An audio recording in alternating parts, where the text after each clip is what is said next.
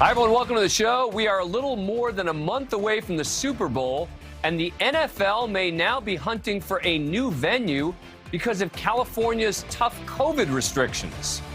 That's coming up. But first, after Tampa Bay Buccaneers wide receiver Antonio Brown left the field in spectacular style on Sunday, nearly everyone was claiming it was because of a mental health crisis and offered support and empathy.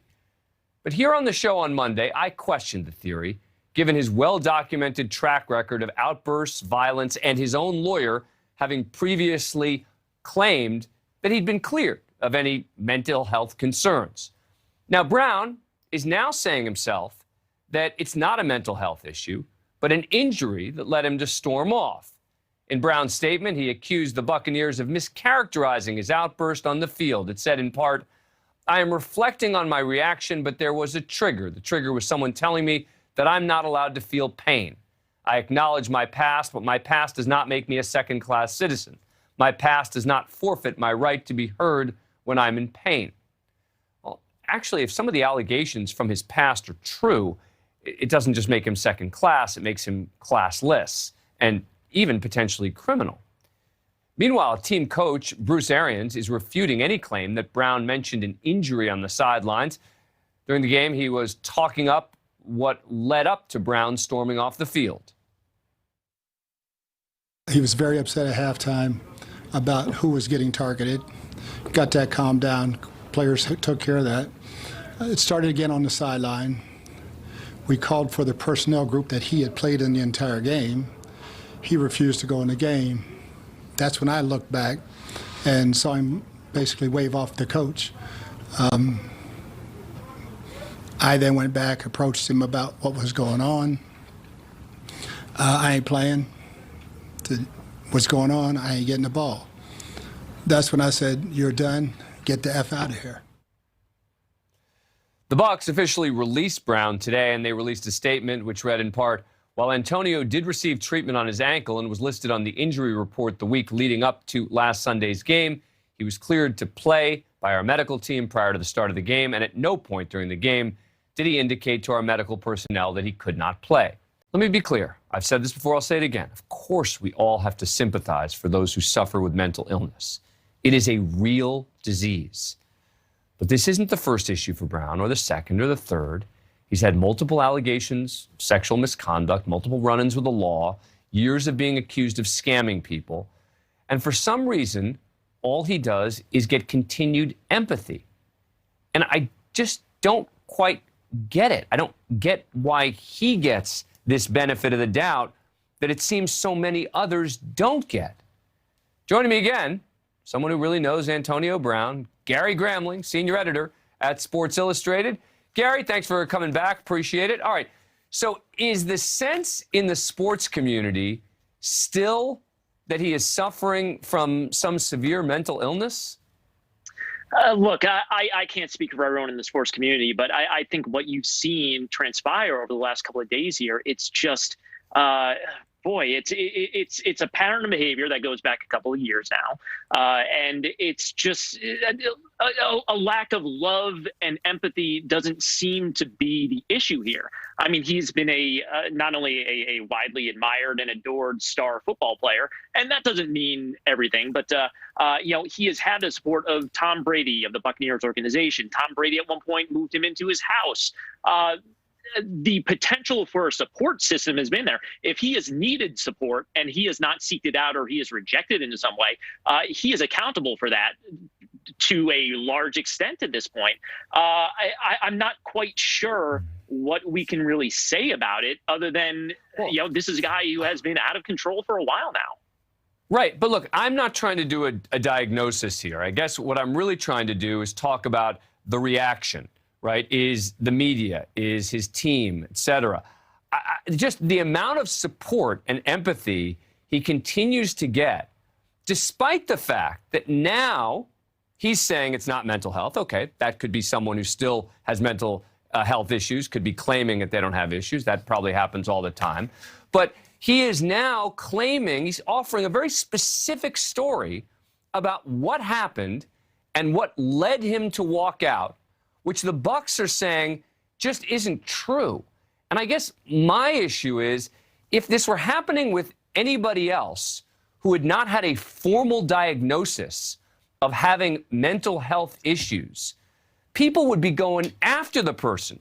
The person would be vilified. And I don't understand, and I'm not in this world, why he continues to get this enormous empathy that other people don't. Well, if we're talking about this specific instance, I think it's because Tom Brady put it out there. And I think a lot of people, look, Tom Brady is a skilled communicator. He is a guy who obviously has a lot of respect. I think a lot of people were just willing to kind of echo what he was going to say at this point. And again, look, as I've mentioned before, I was on your show the other day.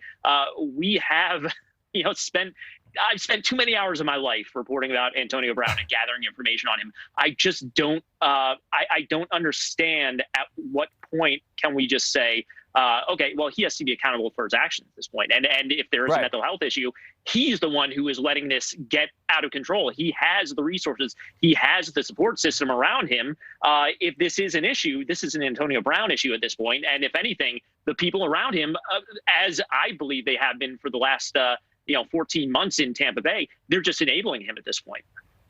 So talk to me about these leaked texts. He's now leaking texts that he's had with the coaches and even Tom Brady's trainer, et cetera. But I don't really understand how they move the needle for him.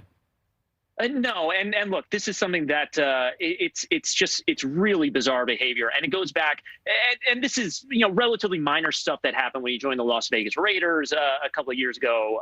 And he sort of wanted to force his way out, and he recorded a conversation with the coach and put it out there. And I'm not quite sure why he does it. And as you said, the text he put out from Tom Brady's trainer, he said he wanted his money back, and Tom Brady's trainer said, "Yeah, where should I send it?" And I'm not sure what he's trying to prove by leaking that.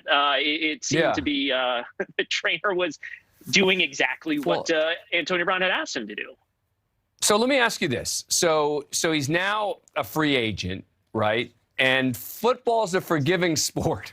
There are a lot of people who've had a lot of problems. And if you are good on the field, people are willing to overcome a lot. Is this a guy who could still get picked up by another team? I would never say never on it. He is a Hall of Fame caliber football player as far as the talent goes. I would think this would end it. But look, a year and a half ago, I put the percentages at about 30%. Someone might pick him up, and it wasn't just the Bucs. There were a couple teams interested. So I would not say never. I would say highly unlikely. If I were to put a percentage on it, let's say 3%. But I would never rule it out entirely. All right. Well, I still remain. Look, I'm not even like a enormous football fan. I used to be more than I am these days. I'm just fascinated by this story, just based on the difference between the way he seems to be treated and so many other people who do anything like what he's doing. I just don't get where the mental health thing is coming from. Let me ask you as a final question: is there any formal reason that anyone should think he has mental health issues, or is it just that he's acting in a way that people will say is so self-destructive that he must have them? It's the latter. And look, a lot of the stuff he does is downright illogical. Leaking those, he could have gone after the Bucs for, you owe me money for an injury settlement. That I think he had a fairly good case. He did have an ankle injury, but instead he is leaking this stuff out on social media. I don't know if he just hooked on social media in some way. It's really unusual behavior. And I think that's between Tom Brady sort of being in his corner and just the fact that it is really unusual, illogical behavior. I think that's what is adding up to people making this leap that, you said it, there is no formal confirmation of it. Right. But it's bad behavior. It's like, even you're saying it's unusual. It's bad behavior, right? I mean, it's bad. The only reason I hesitate to call this bad behavior is because it's whatever. The big NFL football team is a victim here, and that's not the worst thing in the world. He has victimized people who are much less powerful than this organization. but I'm talking about his history of bad behavior. Anyway. Oh, yeah. But look, you're the one, and I'm talking to the guy who's the one who did all the reporting to expose a lot of this. So, Gary Gramling, thank you very much for coming on the show. I appreciate it. You got it, Dan. Thanks for having me. Coming up, we're staying in sports. The world's #1 tennis player is now literally stuck in an immigration detention hotel in Australia. The country's prime minister saying he isn't going to get special COVID exemption. So what is he still doing there? Up next. He's well known in the tennis world for skepticism of COVID vaccinations, so it came as a surprise when he announced this week he was being allowed into Australia because Australia has some of the toughest COVID border rules in the world. Current rules are you can enter if you have a valid visa and you're fully vaccinated. If you're not fully vaccinated, you need to apply for a medical exemption, and there are differences in how citizens and non-citizens are treated. The Australian government says Djokovic's medical exemption was granted by a state government, but didn't meet federal rules for entry. The Aussie Prime Minister doubled down today. Entry with a visa requires double vaccination or a medical exemption. I'm advised that such an exemption was not in place, and as a result, he is subject to the same rule as anyone else. Now, there may be some confusion here because there's an exemption for some travelers who've had a recent COVID-19 infection. It seems to be what Djokovic is relying on. The Australian Prime Minister clarifying today the exemption is only for domestic travelers. It remains unclear then why he was granted an exemption in the first place.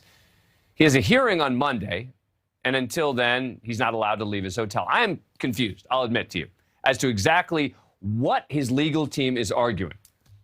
The good news is that we've got immigration attorney and Australian expat, Jeantel Camissa Markel, with us. Thank you so much for joining us. We really appreciate it. Dan, pleasure. All right, so explain this to me. What is his legal argument as to why he should be allowed to stay and play? Well, it's going to be interesting as to what he argues, because what he's going to have to argue is that he does qualify for an exemption to enter, because this is the only way to enter Australia right now. So I think what would be interesting to explain and to look at is the history of how Australia's been treating entry into Australia over the pandemic. So up until October, it was only allowing Australian citizens and Australian permanent residents in. And anyone that wasn't an Australian citizen or permanent resident would have to get an exemption.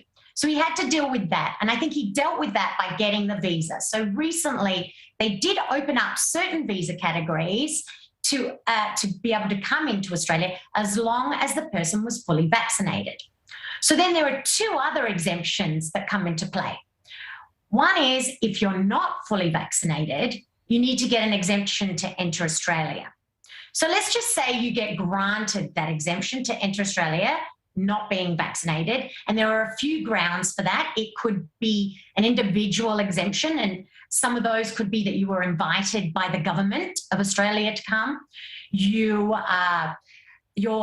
entry to Australia is in the national interest, so maybe he might try to argue that, or under a medical ground.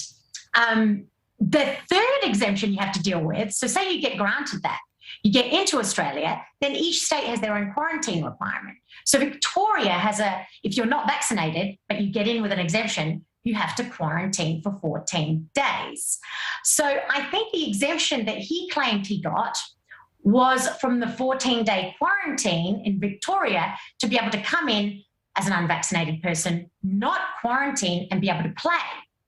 And if you can establish through the Victorian government that you are exempt from the quarantine requirement, which isn't being exempt from entering Australia requirement, two different ones here, then you can just enter the US, Australia. Right. Hang on. I'm sorry. I'm sorry to stop you, but my head is spinning. Okay, this is getting, the three exemptions to this. If you got, so I gotta try and boil it down just a little bit here. So, okay. So there are three possible arguments that he could be making at this point, right? Is there one that you would expect that he is most likely going to be making, and is it likely to succeed? I think it's tough to say whether it is likely to succeed, because I think it's going to come down to whether the immigration attorney will be able to establish that he qualifies under the exemption that they argue.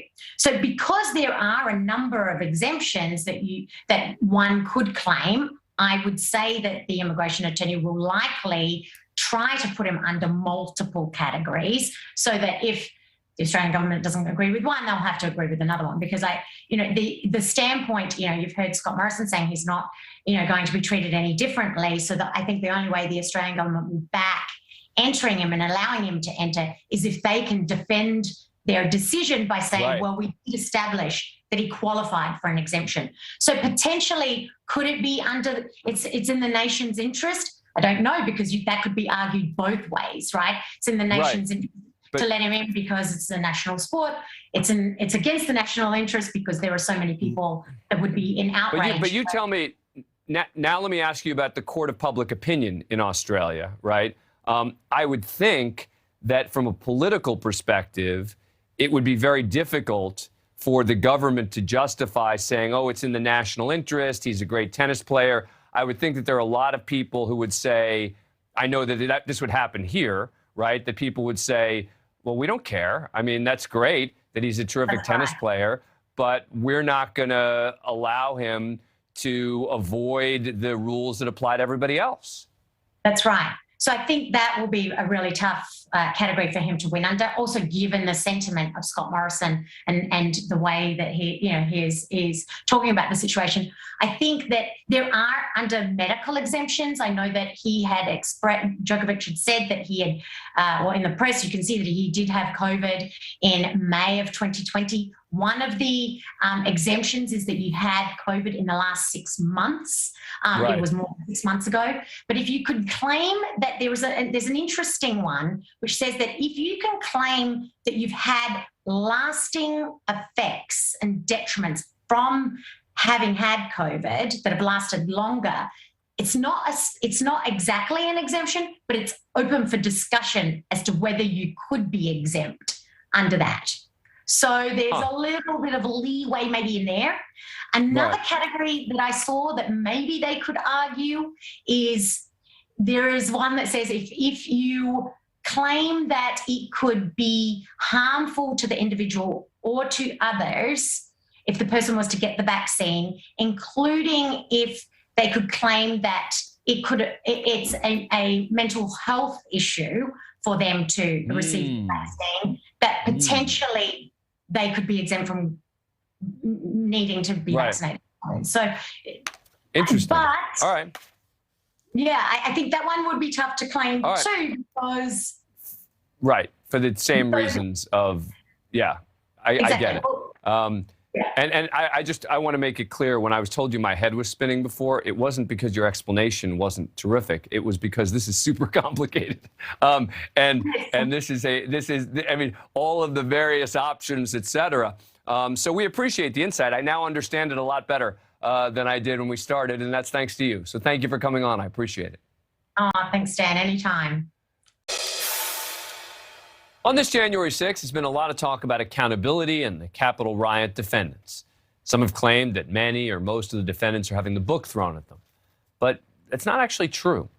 The Washington Post put together a comprehensive breakdown of the numbers on where the January 6th cases stand at the moment.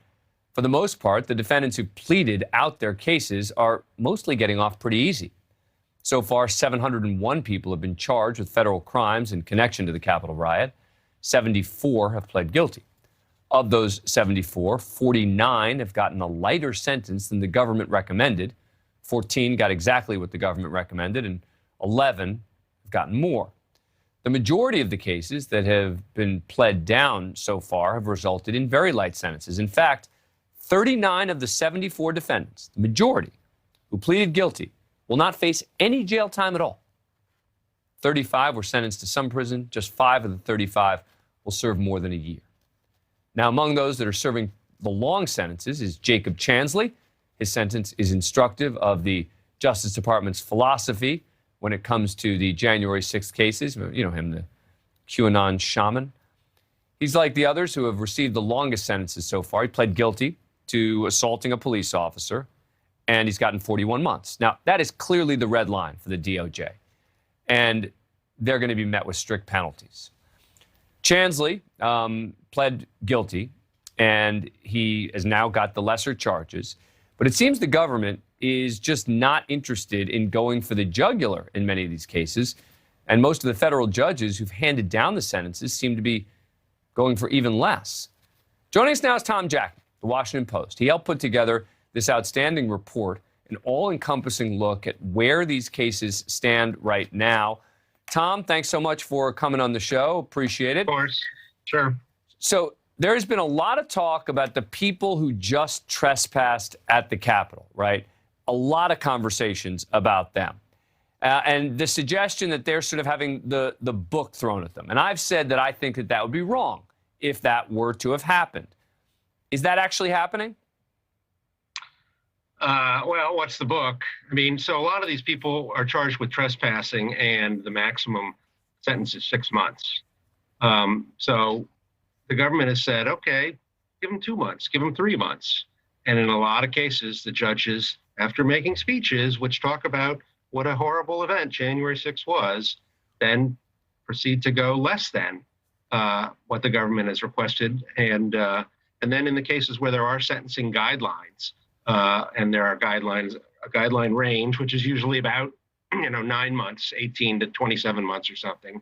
The government usually requests the low end of the guidelines, and the judges go below that too after making a speech. So there was a guy who was looking at 18 to 24 months. The government said give him 18, and the judge made a speech about what a horrible thing he'd done and gave him 8 months. So Right. It's been to see the judges say these things. Go ahead. But I think one of the most instructive points in your research is the fact that the majority of the people who have pled guilty currently either got home confinement or probation. You could say, well, it's early. I mean, so this is just the first 74 people out of 701. So there's still 627 to go. And the heavy hitters, the people charged with conspiracy, the people charged with assault on law enforcement, nobody charged with conspiracy has entered a plea other than not guilty. And there's only been 3 cases where assault on a police officer has gone all the way to sentencing. And those people, one guy got 5 years, the other 2 got 41 months or so. So 3.5 years. So 3.5 years and 5 years have been the sentences for the people who actually admit to assaulting law enforcement. If that is throwing the book, maybe. The thing is, though, it seems most people agree that if you assaulted law enforcement, and I say most, there are some people who still seem to think that somehow that shouldn't be punished, but most people seem to agree that people who attacked law enforcement should get stiff sentences.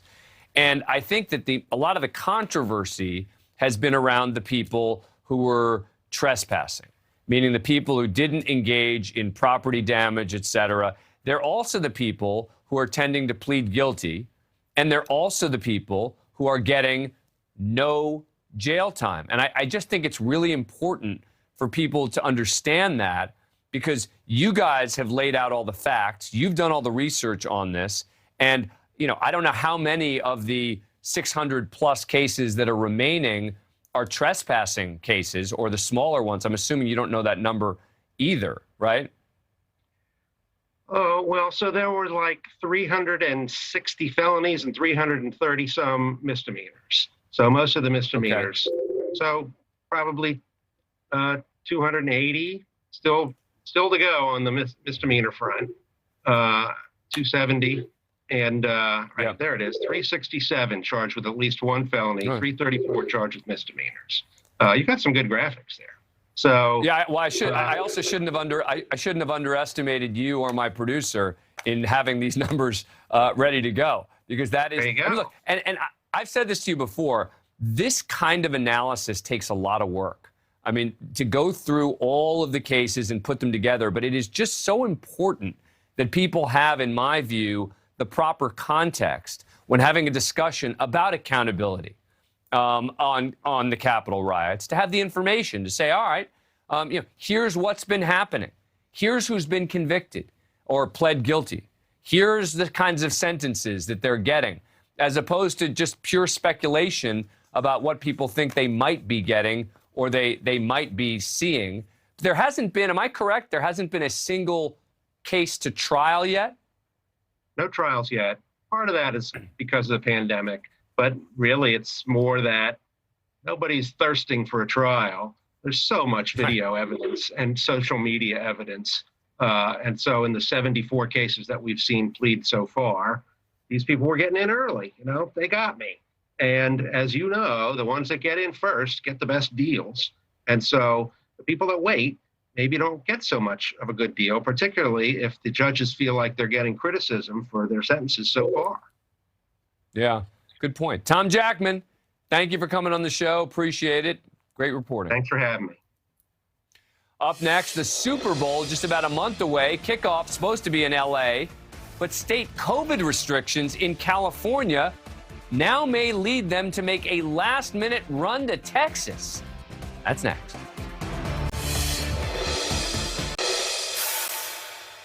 COVID restrictions could soon lead the Super Bowl to be moving from Los Angeles' brand new SoFi Stadium. The big game is set for Sunday, February 13th, just over a month away. But the league is now eyeing the possibility of a last-minute hike to Texas, specifically to the home of the Dallas Cowboys. Now, of course, Texas has much more lax COVID restrictions than California.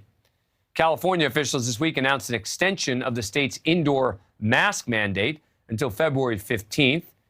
Just yesterday, it was announced the Grammy Awards will be postponed for a second year.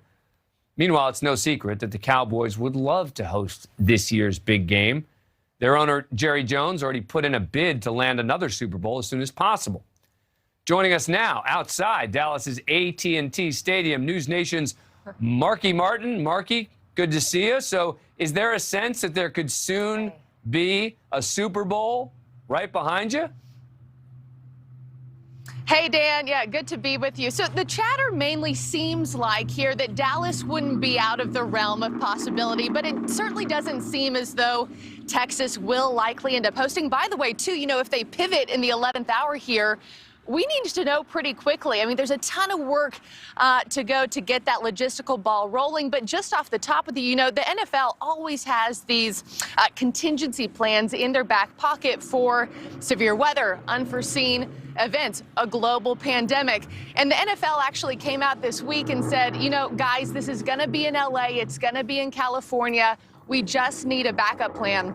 So they've reached out to actually several clubs, but we can confirm, you know, AT&T was certainly one of them. And as you mentioned off the top, Grammys canceled this week at the very end of the month in LA. So a lot of eyes and ears kind of pivoted to football. What's the NFL's backup plan going to be? And as anybody who's from here or knows Dallas well enough knows, this would be a smart choice, Dan. Well, but is the backup plan something that they were going to do anyway? Or is the backup plan something that they're just looking at now because of COVID? The backup plan was something that, according to the NFL, a spokesman for the NFL, that they were going to do anyway. They do this for all of their games, Dan. But of course, with COVID, there has been concern that, and especially in California, that it might have to pivot elsewhere. And we talked to a woman today who was actually on the host committee for the Super Bowl here in North Texas when we last hosted back in, 2011. They had 3 years to plan then.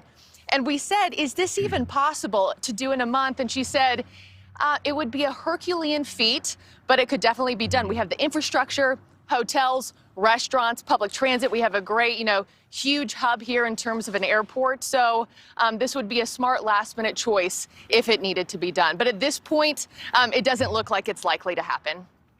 Now, Marky, you said we, meaning we here in Texas. You're hoping for it, though, right?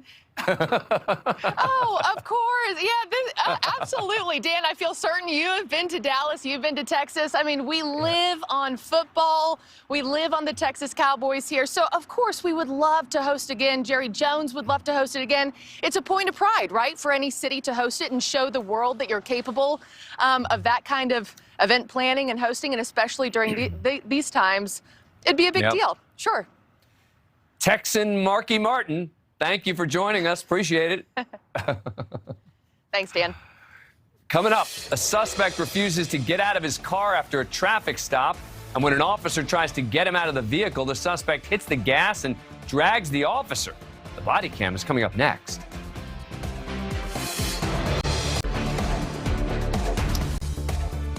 We're on scene tonight with body cam video from the Houston Police Department, again, showing the dangers officers face every day across the country. This one started when police officer Cummins pulled over a driver for excessive tint on his windows. Officer Cummins approached the car, and the driver, Mario Watts, refused to get out. Well, just step over. No reason to get out, though. You were just out of the vehicle. No, there's no reason to get out, though. You were Not a reason to get out. well. Actually, when an officer actually orders you out of the vehicle, you have There's no reason you to do get have to out. you do have to step out. Officer Cummins continues to ask the guy to step out, even citing a Supreme Court case. Now, we want to warn you, what happened next may be difficult to watch. Pennsylvania versus Mims allows me to order you out. Sergeant. Get out Call of the the vehicle. sergeant. No, get out of the vehicle.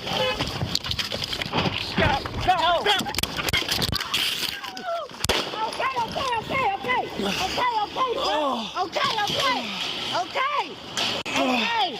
You broke my leg, sir. Shots fired. All right.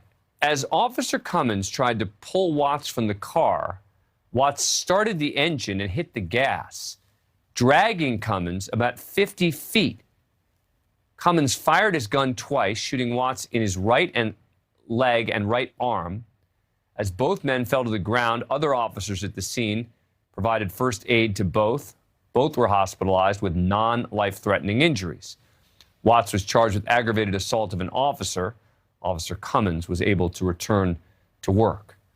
Joining me now, once again, Sean Sticks Larkin, retired Tulsa police lieutenant. You know, Sticks, that video is a little bit hard to understand the first time you see it, but then when you realize what happened, you realize how dangerous it was for the officer. Yeah, you know, in the first body cam video, you basically get an idea of how fast something can go downhill. The suspect, as you mentioned, once he starts the car up, you know, it's very difficult. As a cop, you want to stop somebody from fleeing, so you have a tendency to reach into the car. And unfortunately, we see this type of thing happen often where an officer gets dragged. There have been officers killed on line of duty, officers that have been seriously injured. And because of the suspect driving off while the officer's trying to stop him, the officer's at risk of great bodily injury. So he turns to deadly force to save his own life, which is what happened right here. The second body cam, you can actually see how the officer's leaning in, and then the suspect accelerates forward, taking the officer, dragging him down the street. Now, you did some research on this defendant. What do we know about him? You know, the defendant here, he's an ex-convict. He's previously been to prison for aggravated assault and drug-related crimes. But the big issue is this guy, at the time that this incident happened, he was out on 5 separate bonds, 5 different cases, 3 of which were actually for evading arrest.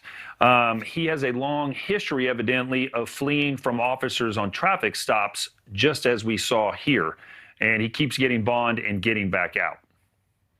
All right, I want to watch it again because, as you pointed out, one of the cameras is a better shot than the other. This is when the officer tries to pull the suspect from the vehicle, when he refuses to get out, and this is when the suspect starts to drag him. Let's watch. Pennsylvania versus Mims allows me to order you out. Call the sergeant. No, get out of the vehicle.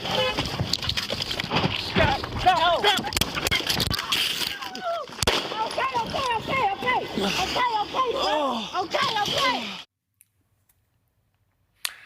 Wow. You know, and something, Dan, I wanted to point out real quick. This was a window tint violation. That was the reason that he was stopped. Something that people think is so minor. Why are the cops messing with this guy? But this is a gang unit officer.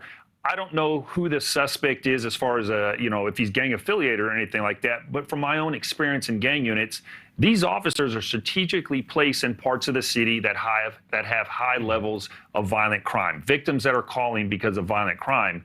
And so these officers are finding these traffic infractions so they can make contact with people, and just see how the traffic stop goes.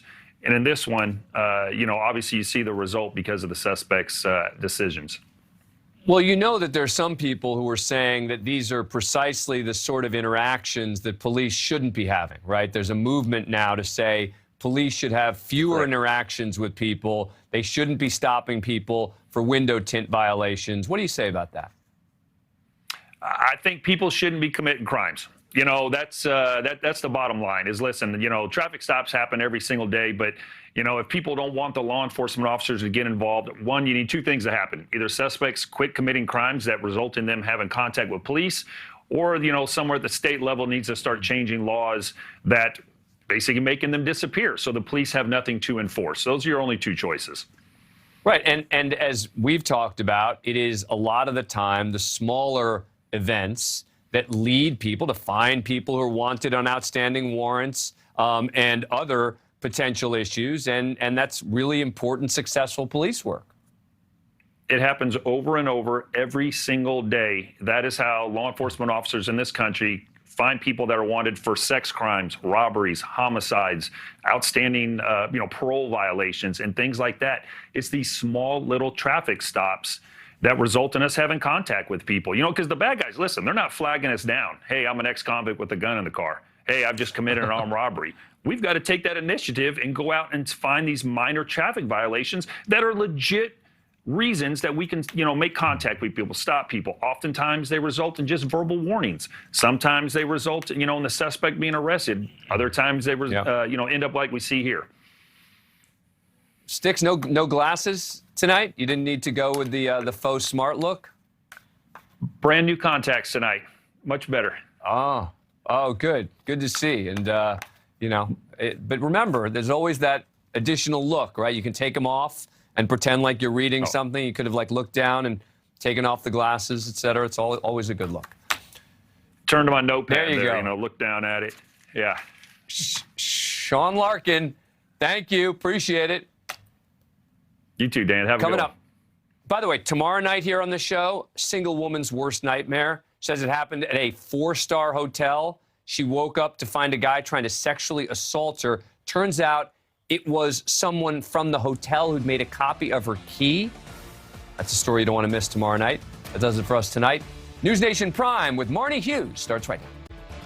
Thank you for watching. Click the red subscribe button below so you can get more of NewsNation's fact-driven, unbiased coverage.